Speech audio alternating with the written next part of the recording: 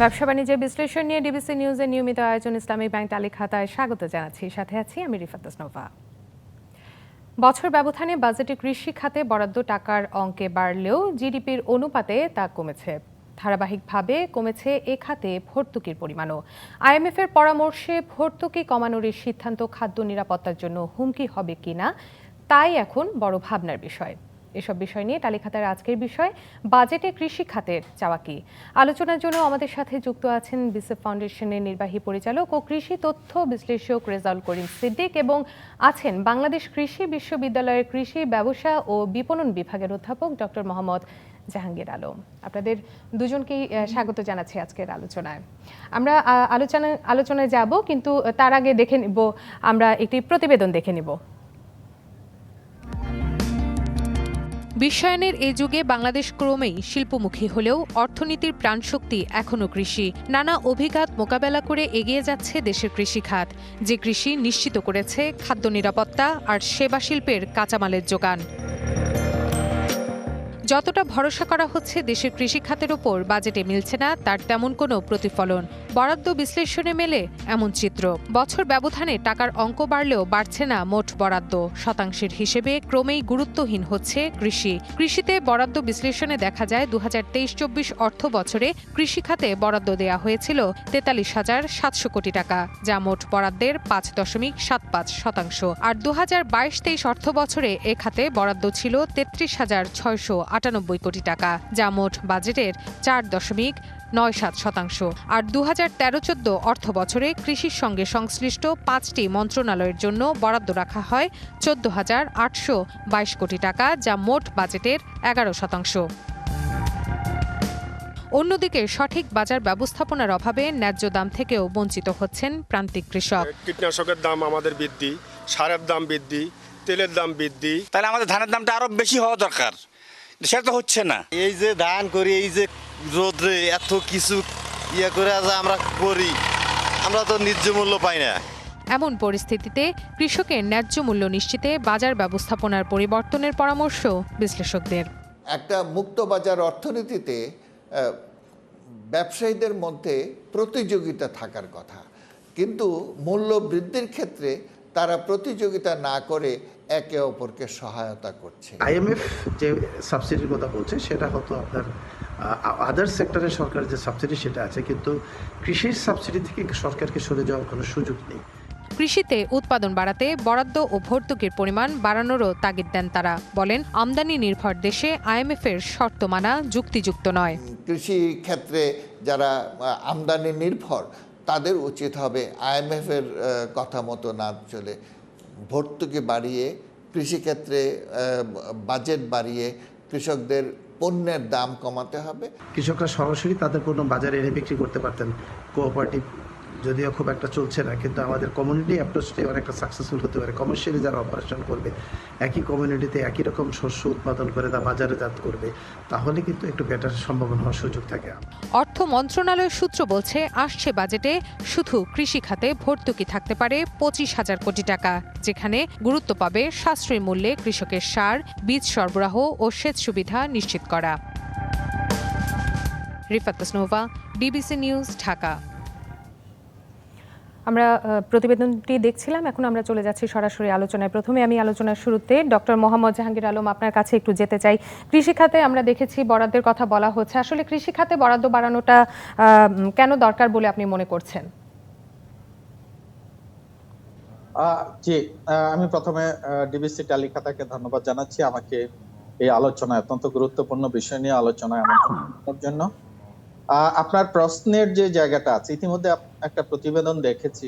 প্রতিবেদনে আসলে আমাদের সকলেরই মনের কথা বা ভাবনার বিষয়গুলো উঠে আসছে, যে আমরা যদি একটু গত ১০ বছর বা তার একটু অধিক একটু দেখতে চাই, যেটা প্রতিবেদনেও আসছে, সেই তথ্যের বিষয়টা ২০১৩-১৪ সালে টোটাল বাজেট ছিল ১১%, সেটা সর্বশেষ যেই বাজেট ইয়ার আছে ২০২৩ এবং ২৪, সেখানে সেটা নেমে আসছে ৫.৭৪%।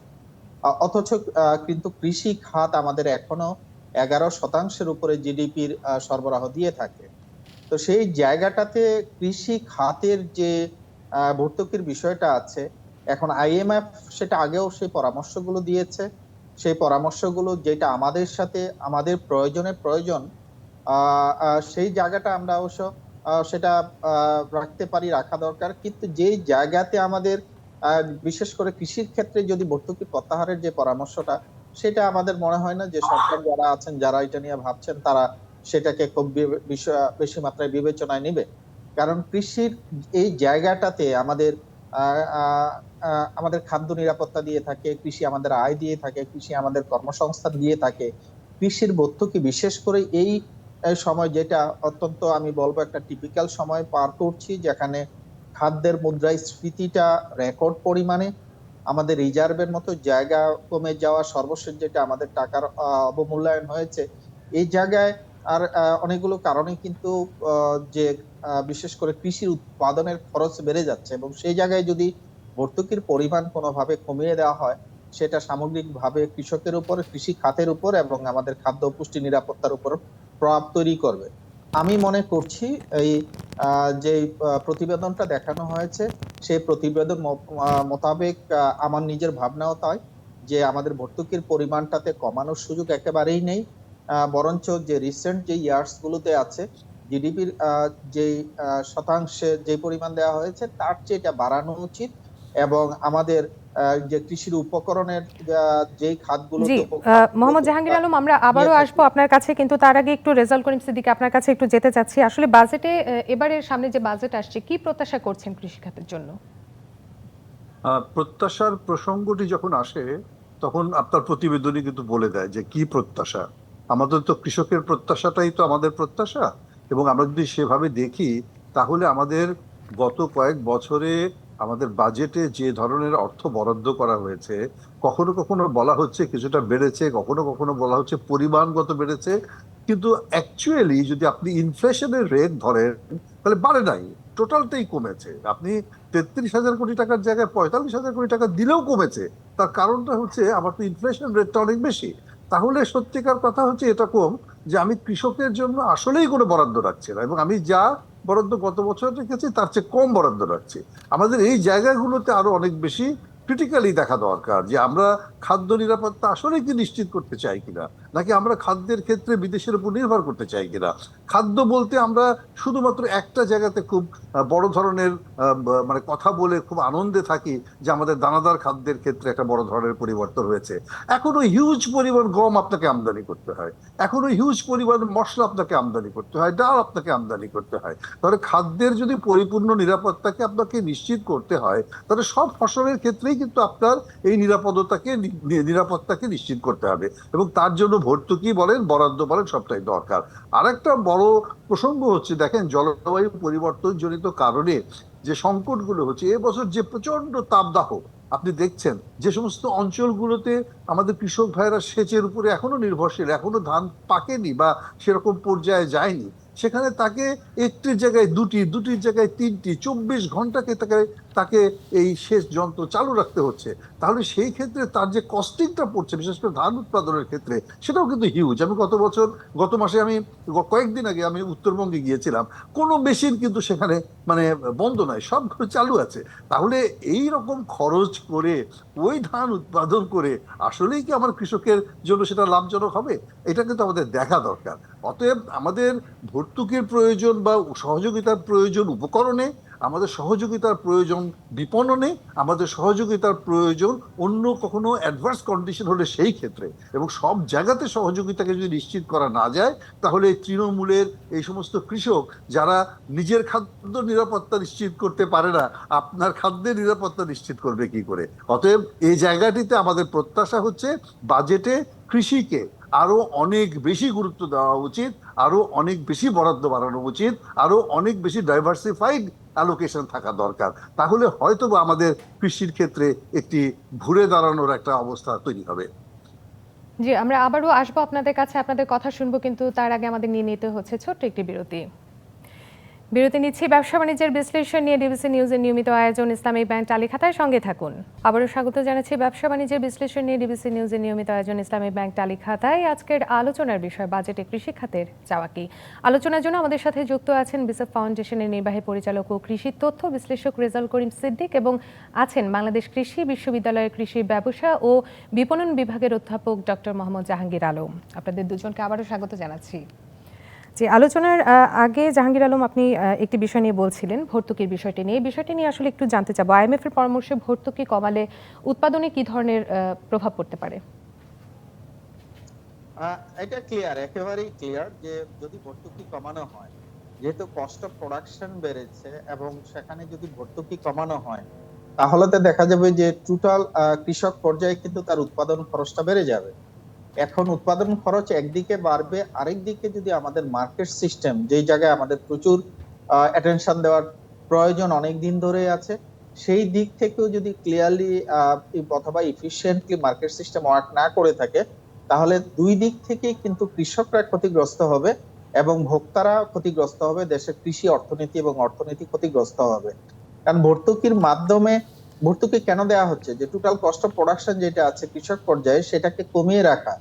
এখন যদি ভর্তুকি কমানো হয় তাহলে তো তার কস্ট অফ প্রোডাকশনটা বেড়ে যাবে, ফলে তার উৎপাদনের মারাত্মকভাবে বিঘ্ন ঘটবে। একদিকে আরেকটা হচ্ছে যে আমরা এই বছর এবং গত বছরে দেখছি ক্লিয়ারলি আমাদের ক্লাইমেট চেঞ্জের কারণে যে সমস্যাটা তৈরি হচ্ছে, আমাদের ক্লাইমেট অ্যাডাপ্টেশনটা অত্যন্ত গুরুত্বপূর্ণ। তো সেই জায়গায় সেই রিস্কটা আছে যে উৎপাদন বা তার উৎপাদনশীলতার উপর এক ধরনের প্রভাব তৈরি হবে একদিকে। কারণ ক্লাইমেট চেঞ্জের কারণে দেখা যাচ্ছে অনেক সময় অত্যন্ত খরা হবে, বৃষ্টি হচ্ছে না ঠিক মতো, টেম্পারেচার অনেক বেশি মাত্রায় বেড়ে যাচ্ছে, যেটা কৃষকের শুধু কৃষি উৎপাদন নাই, কৃষি কাজের সাথে সংশ্লিষ্ট তাদের যে নিজস্ব হেলথ এবং তার পারিবারিক হেলথের উপর বড় ধরনের একটা প্রভাব ফেলবে। যেমনটা হচ্ছে টেম্পারেচার যখন 42 এর উপরে চলে যায়, কৃষকরা যখন মাঠে কাজ করবে তখন দেখা যাচ্ছে যে অনেকেই আছে যে সে অসুস্থ হয়ে যেতে পারে এই যে হিট ওয়েভের কারণে। তো সেই জায়গাটা কিন্তু সামগ্রিকভাবে জি, এখন আমি একটু রেজাউল করিম সিদ্দিক আপনার কাছে একটু চলে যেতে চাই। কৃষকের ন্যায্য মূল্যের কথা কিন্তু বারবারই আসছে এবং উৎপাদনের কথাটিও বারবার আসছে যে তারা উৎপাদিত পণ্যের ন্যায্য দাম পাচ্ছে না। কৃষকের সেই ন্যায্য দাম নিশ্চিত করার জন্য কি কি করা প্রয়োজন বলে মনে করছেন? মানে কৃষকের জন্য ন্যায্য মূল্য নিশ্চিত করাটা, তার সাথে সবচাইতে বড় যে বিষয়টি জড়িত সেটি হচ্ছে আসলে আমাদের সদিচ্ছা। আমাদের সরকারি প্রতিষ্ঠানগুলো তাদের সদিচ্ছাটা আছে কিনা আমরা যে ন্যায্য মূল্যটাকে নিশ্চিত করতে চাই। দেখেন, আপনি ধানের দাম যেটি নির্ধারণ করছেন, আপনি কেনার সময় তাকে নানা অজুহাতে তার ধানকে ফেরত দিয়ে দিচ্ছেন এবং কৃষক বাধ্য হচ্ছে কম দামে তার ধানকে অন্য জায়গায় বিক্রি করতে। আপনি শুধুমাত্র ধান গমের বাজার দর নির্ধারণ করে দিচ্ছেন, আপনি অন্য কোনো ফসলের উৎপাদন খরচ তৈরি করে বিভিন্ন বাজার অনুযায়ী কিন্তু তার দাম নির্ধারণ করছেন এবং সেটার মনিটরিংও করছেন। আমাদের কথাটা হচ্ছে যে কৃষক পর্যায়ে যে প্রাইস এবং ভোক্তা পর্যায়ের প্রাইস, এর মধ্যে যে যোজন যোজন পার্থক্য, এই পার্থক্যটা হচ্ছে কেন, সেটাকে দূর করার কোনো পদক্ষেপ আমরা নিচ্ছি কিনা, আদৌ কিন্তু আমরা নিচ্ছি না। আমরা দুই একটি মোবাইল কোর্ট পরিচালনা করে, দুই একটি অভিযান পরিচালনা করে তাৎক্ষণিকভাবে কিছু শাস্তি দিয়ে আমরা কিন্তু বাজারের ন্যায্য মূল্য নিশ্চিত করতে পারবো না। এটি অ্যাকচুয়ালি আমাদের মনোজগতের পরিবর্তন করতে হবে। আমরা যারা নাকি উৎপাদনের সাথে যারা জড়িত, আমরা যারা ব্যবসায়ীর সাথে জড়িত, আমরা যারা ভোক্তার সাথে জড়িত, ভোগের সাথে জড়িত, তাদের প্রত্যেকেরই কিন্তু প্রত্যেকের স্টেকটাকে দিতে হবে, দেওয়ার চেষ্টা করতে হবে। আমি কিন্তু শুধুমাত্র নিজেরা জিততে চাই, আমরা কিন্তু অপরের বিজয়টাকে পছন্দ করি না। আমরা নিজেরা জিততে গিয়ে অপরকে ক্ষতিগ্রস্ত করে ফেলি এবং এটাই হচ্ছে মূল জায়গা। আমরা যদি সকলের জন্য একটি বিজয়ের জায়গা তৈরি করতে চাই, সকলের সাথে যদি সকলের একটা সহযোগিতার জায়গা আমরা তৈরি করতে চাই, তাহলে কিন্তু নিশ্চয়ই আমরা একটা সঙ্গত বা একটা লাভজনক মূল্য দিতে পারবো। একটা কথা খালি বলে রাখি, দেখেন, একদিকে কিন্তু কর্পোরেট এগ্রিকালচার চলে আসছে, যেখানে বড় বড় কৃষক জড়িত, সেখানে কিন্তু তারা অনেক কিছু বৃহদায়তনের উৎপাদনের কারণে অনেক কম দামে উৎপাদন করতে পারে। আবার অনেক ক্ষুদ্র উদ্যোক্তা জড়িত, তারা কিন্তু পারেন না ওই উৎপাদন খরচটিকে কমাতে। তাহলে সেই জায়গাটিতে একটা মানে কি বলা যায় যে একটা যে সহনশীল একটা মাত্রা তৈরি করা দরকার, যাতে আমার ক্ষুদ্র উদ্যোক্তা বা সাধারণ উদ্যোক্তা তারাও যেন লাভবান হতে পারেন। এটা দেখা যায় যে বড় উদ্যোক্তারা কখনো সিন্ডিকেট করে ফেলেন, আবার কখনো কখনো দেখা যায় যে মাঝখানে যারা মানে ব্যবসায়ী আছেন, বৃহৎ ব্যবসায়ী আছেন, তারা সিন্ডিকেট করে ফেলেন এবং সবটার ভেতরে চ্যাপ্টা হয়ে পড়েন হচ্ছে উৎপাদনকারী কৃষক এবং চ্যাপ্টা হয়ে পড়েন আমাদের জি, ভোক্তা। আপনাকে এই ধন্যবাদ জায়গা জানাচ্ছি থেকে এবং একই পরিত্রাণ সাথে দরকার। রেজাউল করিম সিদ্দিক এবং ডক্টর মোহাম্মদ জাহাঙ্গীর আলম, আপনারা এতক্ষণ আমাদের সাথে ছিলেন। আমাদের এখন শেষ করতে হচ্ছে অনুষ্ঠানটি। আপনাদের এতক্ষণ সাথে থাকার জন্য ধন্যবাদ জানাচ্ছি। ব্যবসা বাণিজ্যের বিশ্লেষণ নিয়ে ডিবিসি নিউজের নিয়মিত আয়োজন ইসলামিক ব্যাংক টালি খাতা আজ এই পর্যন্তই। সঙ্গে থাকুন।